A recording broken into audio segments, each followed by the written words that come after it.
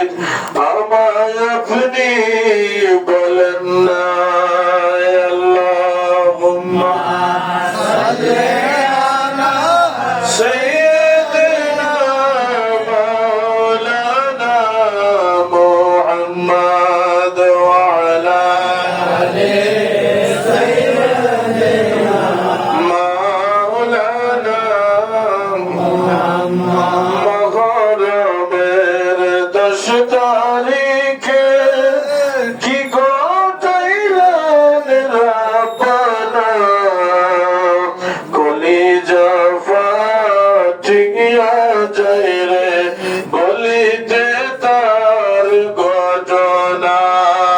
আল্লাহুম্মা সাল্লি আলা সাইয়্যিদিনা মাওলানা মুহাম্মদ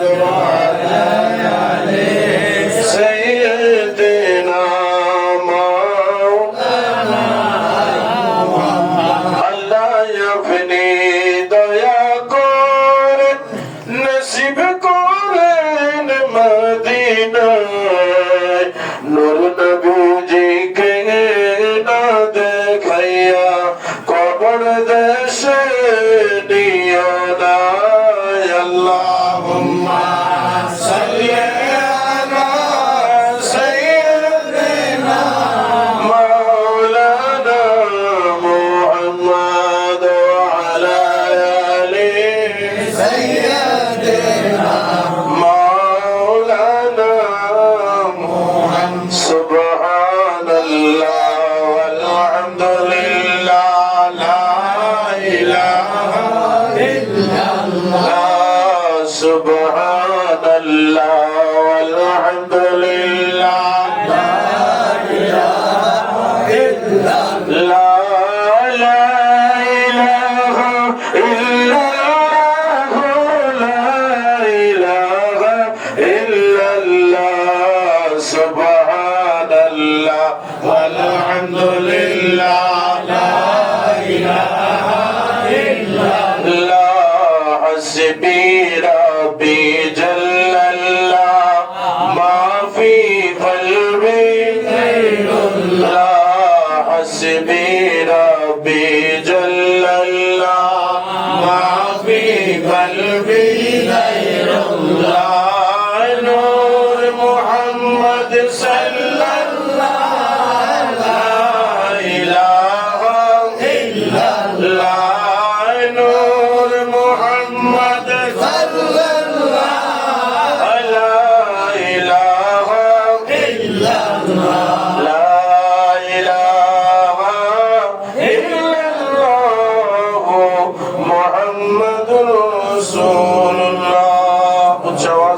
সাল্লাল্লাহু তাআলা আলাইহি ওয়া আলিহি ওয়াসাল্লাম। মহান আল্লাহর দরবারে শুকরিয়া আদায় করি যে রব্বুল আলামিন আজকে হযরত বারপুরি সাহেব কেবলা রাহমাতুল্লাহ আলাইহির সুযোগ্য পৌত্র নাতি হযরত শাহ সুফি সৈয়দ শেখ ফকির মুর্শিদ আলম বারপুরি রাহমাতুল্লাহ আলাইহির বাদশাহী ওরসে পাকে আল্লাহ রাব্বুল আলামিন আমাদেরকে আসার এবং বসার তৌফিক দিয়েছেন। শুকরিয়া তার একবার বলি আলহামদুলিল্লাহ। আর শুকরিয়া আদায় করি আল্লাহর দেওয়া শক্তি এবং সামর্থ্য অনুযায়ী নবীজির উপর কয়েক মর্তবা দরুদ সালাম পাঠ করতে পেরেছি। শুকরিয়া তার একবার বলি আলহামদুলিল্লাহ। ভাইয়েরা আমার, সময় সংক্ষিপ্ততার কারণে আমি আর ওইদিকে বাড়াচ্ছি না। আপনার এই মাসটা হচ্ছে মুহররম মাস। এই মাসটা কি মাস? মুহররমের মাস। ইহরাম থেকে মুহররম হয়েছে, পড়ে সুবহানাল্লাহ। যেমন আপনাদের দেশে মানুষ হজ করতে যায় না, হজ করতে গেলে যখন ইহরাম বেঁধে ফেলে শরীয়তের বিধান হলো বিনা ওজরে আপনি একটা মশা মাছিও মারতে পারবেন না, পড়ে সুবহানাল্লাহ। আর আরবি 12টা মাস, বাংলা যেরকম 12 মাস আছে, ঠিক আছে না? ইংরেজিতে 12 মাস, ঠিক তদ্রুপ আরবিতেও 12 মাস। 12 মাসে 8 মাস আপনার যে কোনো সময় ওই যুগের কাফেররা আপনার কি করত, মুসলমানের উপর হামলা করত, শুধুমাত্র 4টা মাসে হামলা করতে পারতো না, ওরা ওই 4টা মাসকে কাফেরেরাও সম্মান করত। জোরে বলেন সুবহানাল্লাহ। ওই 4টা মাসকে আশহুরুল হুরুম বলা হয়। কি বলা হয়? মানে ওই 4 মাসে মারামারি, কিলাকিলি, বেদনা, বাসাত কিছু করা যাবে না। তাই কি অন্য 8 মাসে করা যাবে না? এটা রব্বুল আলামিন থেকে খাস করে দেওয়া হয়েছে যে এই আশহুরুল হুরুম মাসগুলোতে কেউ কারোর উপর হামলা করতে পারবে না। তাই বেদিনেরাও মুসলমানের উপর হামলা করতে না। যেরকম সুবহানাল্লাহ। আসেন, আমাকে কারবালার কথা বলতে বলছিল। আসলে আল্লাহর রাস্তায় যারা শহীদ হয়ে যায়, ফি সাবিলিল্লাহ যারা চলে যায়, তারা দুনিয়ার জমিনে কখনো মৃত থাকে না। যদিও তাদেরকে আপনারা কবরস্থ করে ফেলেছেন, দেখতেছেন কবরবাসীর সঙ্গে মিশাই ফেলতেছেন। নয় নয়, রব্বুল আলামিন বলেন তারা কখনো মরে নাই। লা ইয়ামুতু। যেরকম সুবহানাল্লাহ। তো হুজুর তারা কি করবে? আল্লাহ কোরআনের ভিতরে বলে দিয়েছে, ওয়ালা তাকুলু লিমান ইউকতালু ফি সাবিলিল্লাহি আমওয়াত। তোমরা তাদেরকে কেউ মৃত বলিও না। তাহলে কি বলবো? আল্লাহ আমরা তাকে বাল আহইয়া। যেরকম সুবহানাল্লাহ। হাইয়ুনের আরেকটা জমা হলো আহিয়া। আপনারা যেমন সমস্ত আল্লাহর ওলিরা দ্বীন ইসলামের জন্য খেদমত করে, আল্লাহর রাস্তায় ফি সাবিলিল্লাহ জীবন দিয়ে দিয়েছে। যেরকম সুবহানাল্লাহ। এইভাবে শুরু করতে করতে উপর দিকে যত যাবেন, নবী পয়গম্বর পর্যন্ত সবাই আল্লাহর দ্বীনকে রক্ষা করার জন্য ফি সাবিলিল্লাহ নিজের জীবনকে বিলিয়ে দিয়েছেন। যেরকম সুবহানাল্লাহ। এই প্রত্যেকদের শহীদ বলা হয়। যারা ইসলাম জাহানে ধর্মযুদ্ধে জীবন চলে গেছে, এদেরকে শহীদ বলা হয়। যেরকম সুবহানাল্লাহ। আমাদের দেশেও তো অনেক শহীদ আছে, ঠিক আছে না ভাইয়েরা আমার? ধর্মযুদ্ধে যাদের জীবন চলে যায় তাদেরকে শহীদ বলা হয়। আর যারা বেঁচে থাকে যুদ্ধ করার পরে, এদেরকে গাজী বলা হয়। আর আমরা তো এখন বহুত ভাবে আছে। যাই হোক, তো শুহাদায়ে কেরাম দ্বীন ইসলাম প্রচারের ক্ষেত্রে যায়া রব্বুল আলামিনের পক্ষ থেকে ওনার নবী পাক সাল্লাল্লাহু আলাইহি ওয়াসাল্লামের যে রিসালাতের স্লোগান, ওগুলা ঠিক রাখার জন্য, নিয়ম তরতিব গুলা ঠিক রাখার জন্য রব্বুল আলামিনের নবীর নাতি ইমামে কারবালা, সুলতানে কারবালা, হযরতে ইমামে হুসাইন পাক আলাইহিস সালাম রাদিয়াল্লাহু তাআলা আনহুম আজমাইন, উনি ইসলামের দ্বীন ইসলামের পক্ষে জীবন দিয়ে দিয়েছেন। যেরকম সুবহানাল্লাহ। এখন আপনারা বলেন, কারবালার জমিন শিক্ষা কি দিল আমাদেরকে?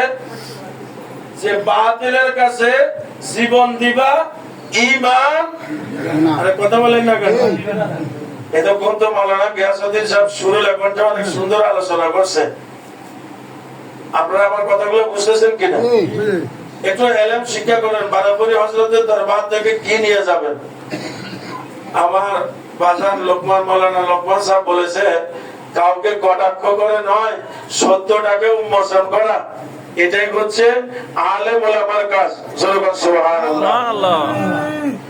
তারই নিরিখে ইমামে হুসাইন রাদিয়াল্লাহু তাআলা আনহু, ওনার নিরিখে আস্তে আস্তে আউলিয়া কেরাম, বাবা শাহজালাল থেকে শুরু করে হুজুর গৌসুল আজম মাঝভান্ডারী, ওনার থেকে ফয়েজ প্রাপ্ত হুজুর শাহ সৈয়দ ফকির আলী আজম বারাবরী রহমাতুল্লাহ আলাইহি, ওনারা দ্বীন ইসলামের জন্য জীবন বিলীন করে দিয়েছেন। যেরকম সুবহানাল্লাহ। আল্লাহ রাব্বুল আলামিন ওনাদেরকে কি বলে? ওনারা জিন্দা। ওনারা কি জিন্দা? আসেন, কারবালার জমিন, কারবালা কেন হলো? আল্লাহর রাসূল পাক সাল্লাল্লাহু আলাইহি ওয়াসাল্লামের নাতি ইমামে হাসান এবং হুসাইন। ইমামে হাসান একেবারে ছোট অবস্থায় ইমাম সাহেব মসজিদে খুতবা দিলে, তার যদি নাতি আয়েশা কথা বলে, খুতবা বন্ধ করে ইমাম সাহেব যখন নাতিকে কোলে নিয়ে আদর করবে, আদর করার পরে ইমাম সাহেবের নামাজ হইব না? কথা বলেন না কেন? আপনারা কথা বুঝেন না কেন? কারণ নামাজের তরতিব নষ্ট হয়ে গিয়েছে, নামাজ ভঙ্গ হয়ে গিয়েছে। আজকে যার মুহররম কারবালা, যাদের উসিলা করে কারবালা হলো, ওনারই বড় ভাই হযরত ইমাম হাসান পাক আলাইহিস সালাম রাদিয়াল্লাহু তাআলা আলাইহি আজমাইন, ওনারা কি বলেছেন জানেন? বলছে যে না না, আমরা তো এইভাবে থাকবো না। আল্লাহর নবী কি বলেছে এটা আপনারা শুনুন। নবীর উম্মত দাবি করেছেন, ইমামে হাসান রাদিয়াল্লাহু তাআলা আনহু, আল্লাহ রাসূল খুতবা দিচ্ছেন মসজিদে নববী শরীফের ভিতরে। খুতবা অবস্থায় হযরত ইমাম হাসান আল্লাহর নবীর সামনে মসজিদে নববীতে প্রবেশ করেছে। সুবহানাল্লাহ। আল্লাহর নবী খুতবা বন্ধ করে দিয়েছেন। সুবহানাল্লাহ। খুতবা বন্ধ করে দিয়ে নবী পাক সাল্লাল্লাহু আলাইহি ওয়াসাল্লাম আল্লাহর নবীর সাহাবায়ে কেরামকে উদ্দেশ্য করে বলল, ও আমার সাহাবায়ে আজমাইন, আপনারা বলেন তো এই সন্তানকে চিনেননি? সুবহানাল্লাহ। বলে হুজুর আমরা তো চিনি, এটা আপনার নাতি হযরত শেরে খোদা মাওলা আলী মুশকিল কুশা রাদিয়াল্লাহু তাআলা আনহুর সন্তান, খাতুনে জান্নাত মা ফাতিমার সন্তান। না না না, হাযা ইবনুন হাসানুন সাইয়্যিদুন। সুবহানাল্লাহ। হয় আমার এই হাসান হলো সাইয়্যিদ, এই হাসান হলো নেতা। কি কয় কেমন নেতা হবে? লাআল্লাল্লাহু আইয়ুসলিহা বিহি বাইনাল ফিয়াতাইনি আযীমাতাইনি মিনাল মুসলিমিন। সুবহানাল্লাহ। আর একসময় মুসলমানদের মধ্যে দুই গ্রুপ হয়ে যাবে, মুসলমানরা জালিমেরা, বেঈমানেরা, কাফেরেরা। তখন কি করবে? আল্লাহু আইয়ুসলিহা, আমার এই হাসান সরদার হবে, সাইয়্যিদ হবে, নেতা হইয়া সুলেহা করে দিবে, সমাধান করে দিবে। আমাদের দেশের ইমাম সাহেব যদি নাতির লগে এরকম কথা কয়, নামাজ ভঙ্গ হয়ে যাবে। আল্লাহ রাব্বুল আলামিন নবী পাকের কথাটা শুনলেন, শোনার পরে জিবরাইল নাযিল করলেন। সুবহানাল্লাহ। জিবরাইলকে বললেন, ও জিবরাইল, আমার নবীকে গিয়ে সালাম দাও। সুবহানাল্লাহ। সালাম দিয়ে বলবে, আজকে যেই ঘটনাটা বর্ণনা করেছে, কিয়ামত পর্যন্ত সুমার নামাজের সানি খুতবাতে ইমামে হাসান এবং হোসেনের নামটা ওয়াজিব করে দিলাম।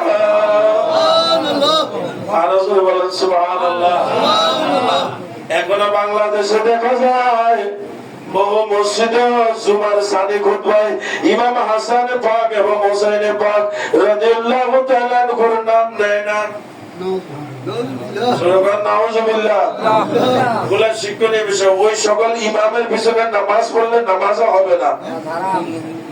আমার ভাইয়েরা, যখন ইমাম হাসান এই অবস্থায় মসজিদে প্রবেশ করলেন, ঠিক দেখা গেল নবীর হাদিস মোতাবেক এইভাবে হযরতে আমির মুআবিয়া রাদিয়াল্লাহু তাআলা আনহু এবং শেরে খোদা মাওলা আলী রাদিয়াল্লাহু তাআলা আনহুর সঙ্গে একটা যুদ্ধ হলো। সুবহানাল্লাহ। এই যুদ্ধটা নবীর ঘোষণা। কার ঘোষণা? নবীর ঘোষণা। নবীর ঘোষণা মোতাবেক এই যুদ্ধটা সংগঠিত হয়েছে।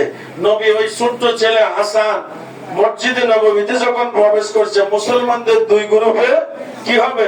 যুদ্ধ হয়ে যাবে। ছেড়ে দিলাম সময় সংক্ষিপ্ততার কারণে। এখন দেখা গেল যুদ্ধ হয়ে গেল।